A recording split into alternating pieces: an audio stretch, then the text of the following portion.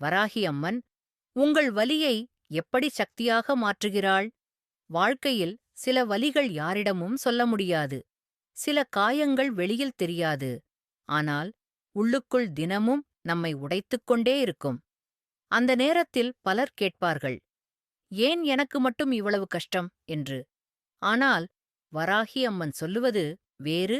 உன்னை உடைக்கல்ல, உன்னை உருவாக்கத்தான் இந்த வலி வந்துள்ளது என்று ஒரு இரும்பு நெருப்பில் எரிந்த பிறகுதான் வாளாக மாறுகிறது. அதேபோல் ஒரு மனிதன் அனுபவிக்கும் வலி அவனை பலவீனமாக அல்ல, மிகவும் சக்தி வாய்ந்தவனாக மாற்ற முடியும். வராகி அம்மன் வலியை உடனே அகற்றாமல் இருக்கலாம், ஆனால் அந்த வலியைத் தாங்கும் மனவலிமையைத் தருவாள். நம்மை ஏமாற்றியவர்களால் நாம் விழுந்துவிடாமல், அவர்களாலேயே நாம் வலிமையானவர்களாக மாற வேண்டும் என்பதைக் கற்றுத்தருவாள். கண்ணீர் வடித்த கண்களையே ஒருநாள் தைரியத்தின் கண்களாக மாற்றுவாள்.